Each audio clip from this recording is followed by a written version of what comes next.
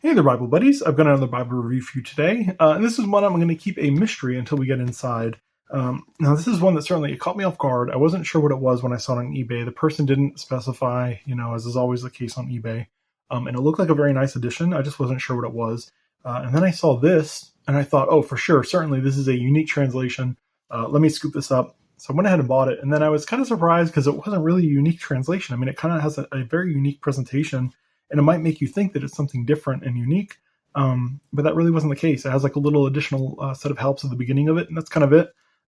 But it's probably not going to be what you think it is. So let's go ahead and get into it. You can see this wonderful grain. Look at that wonderful grain. And then you do have a menorah here, debossed in the front cover, or embossed, sorry, in the front cover. There's a little perimeter line around the edge. But man, that's a spectacular grain on that leather. We do have the Star of David. And then Holy Scriptures there indicated on the spine. And there's 1, 2, 3, 4, 5 spine hub indications there that are kind of pressed in. On the back, we have that continuation of that wonderful grain, a nice burgundy color too as well.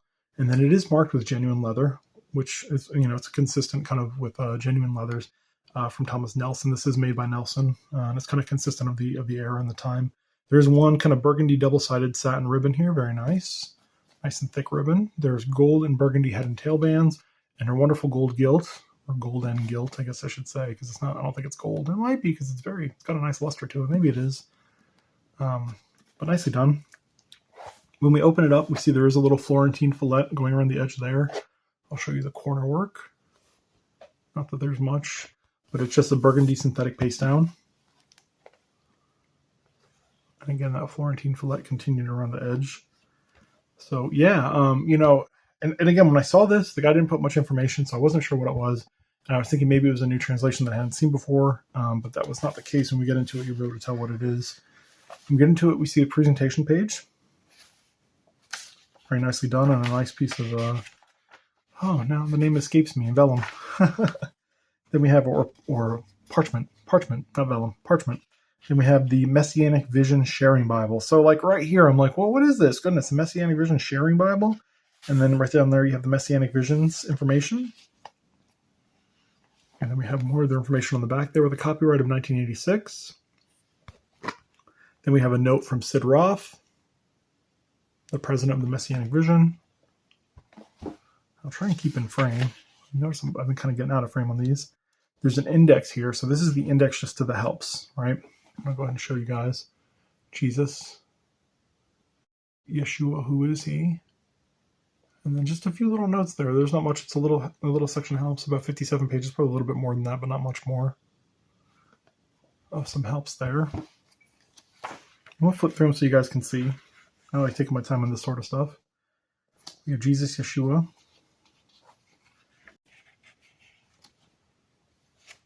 A little read through there.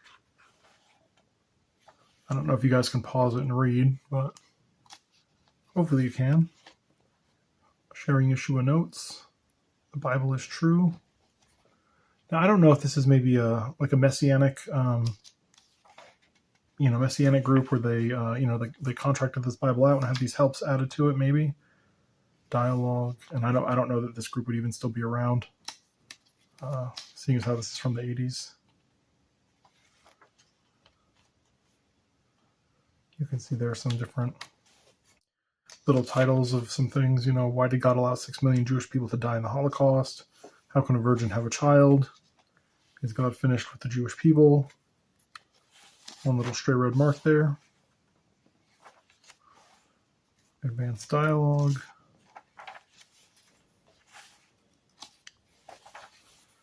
The Messiah.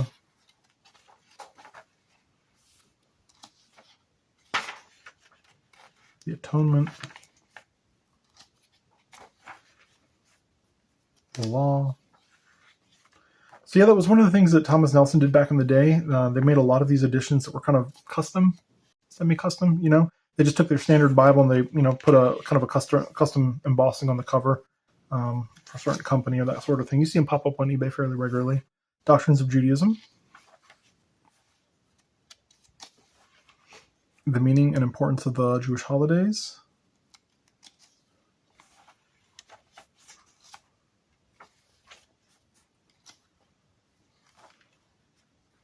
I might have to read through this section of helps before I let this one go. I'm definitely going to let this one go because, surprise, surprise, it's not what it kind of claims to be. It's not really like a unique translation.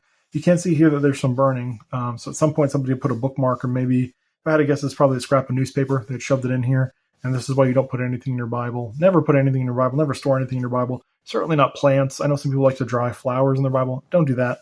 Don't put newspaper clippings. If you're not sure if it's an acid-free paper, just avoid it at all costs. You have a ribbon for a reason, because over time this is what's going to happen to your paper. It's going to burn it with that acid. And you can't see it kind of shows through to the next pages as well. Successful Living Scriptures.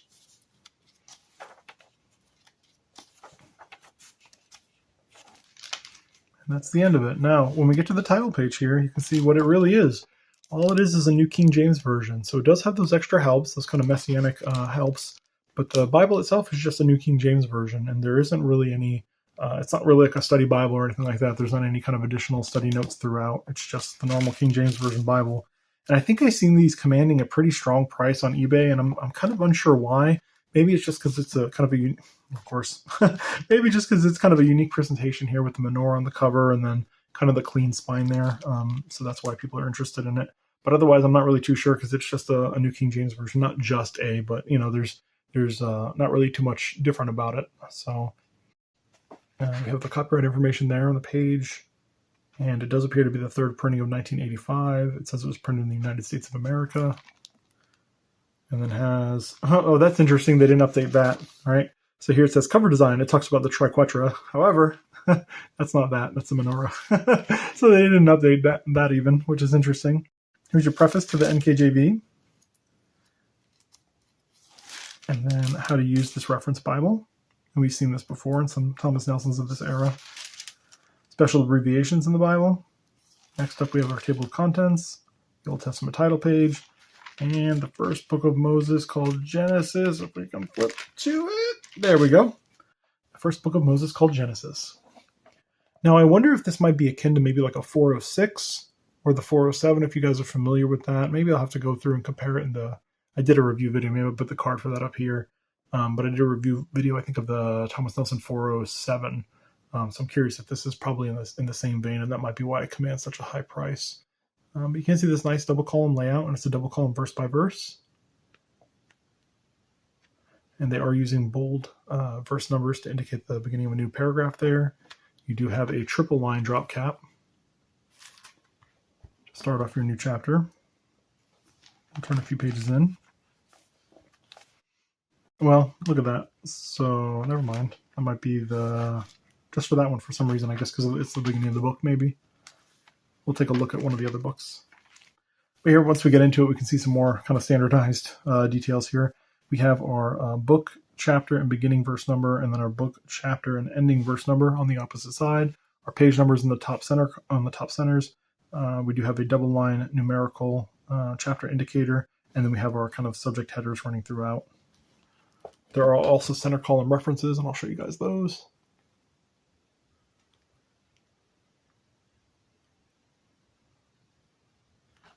And it does appear to have the added words italicized. Let's go ahead and get to Psalms. We'll see if we can't land on the first book of Psalms. Here, we'll try Ecclesiastes right here. Yeah, so I guess on the first chapter, instead of putting the number 1 right for the chapter indicator, they just do that triple line drop cap, which is nice. I like that. A neat little deviation there. There we go. Psalm 119, right to it. All right, so in Psalm 119, we do have the Hebrew letters and the transliterations. And then it doesn't appear that we have any paragraph formatting outside of the kind of the normal, but there's no attempt to kind of even up the lines because you see some single word lines here. Take a look at the paper. It does not appear to have line matching because you can see them. They're kind of all over the place behind it there. There's a little bit of show through. If this is the same paper as the 406, that always gets me. Some people always go nuts over the 406 saying, oh, it has amazing paper. And the copy that I had was a 407, which is the nicer version of the 406. And that paper was like equivalent to this. I didn't think it was super great. It wasn't a slouch. It wasn't terrible, but I didn't think it was anything like crazy to write home about. But again, you can see some kind of that show through there. But a nice addition, I guess, if you like verse by verse, double column verse by verse.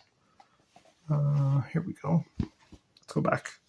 We're going to backtrack a little to the intertestamental period. Weep. So we had the end of Malachi there, our New Testament title page, Words of Christ in red. The Gospel according to Matthew. We'll turn a few pages.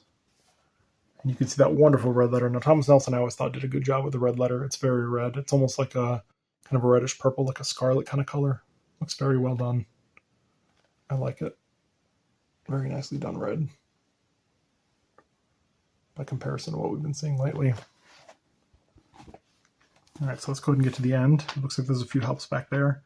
I don't know if it's related to the helps of the beginning. I would guess probably not. It's probably just the standard helps for the NKJV of this time. So there is the end of Revelation. And there's a little chunk there of helps. We have the story of the New King James. God's answers to man's concerns. Read through your Bible in a year, Harmony of Gospels, and the Jewish calendar, and a concordance. So that's kind of all the helps that are here. And we'll kind of breeze through this a little bit. Oh, that was pretty quick. It's like, we'll breeze through this a little bit, and it goes right to it. But yeah, here's the Harmony of the Gospels, your reading plan, all those sorts of things. And then we get to the concordance on the next page. Yep. And here's the concordance, a little sample of it for you guys. Not too shabby. Concordance goes for quite a few pages. That's pretty much the remainder of it all. There's the end of your concordance. Then you have your index to maps. A lovely index. Look at that. Lots of entries. Oh, but the maps. The maps could use some help. Not the best maps. Not the worst. But not the best. They're full color. It's a matte paper. It's a thicker paper. But they're kind of blah.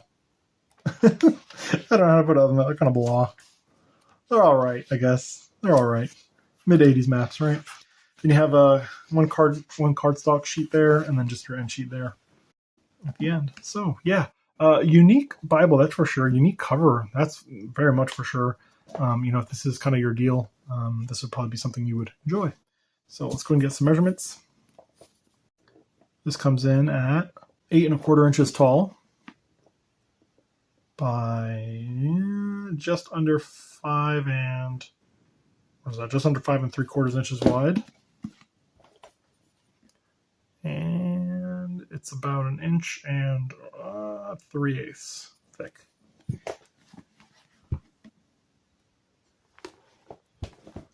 Got a measurement on the fonts. Do the H and he. It's about a 9-point font versus Times New Roman. And we do the N in Sun. It's probably about the same. A little bit bigger. It's about a 9.5-point font versus Times New Roman. So a 9.5-point font versus Times New Roman for the lowercase. So we'll go with that because there's more of them. So a decent sized font, decent sized Bible. As far as I can tell, it's just the NKJV text with that little additional section of helps. You can see there where the gold changes color. That's kind of the other section of helps there, with kind of a Messianic flair. So if you like it, be prepared to probably pay a lot on eBay. I see them and people are asking like around $400. I don't know if that's what they're actually fetching. I just tend to see them kind of high. That doesn't mean you're not going to find one or stumble across one that's a little, better priced. This one certainly was nowhere near $400. Check eBay. Bible Buddies. Until next time, bye.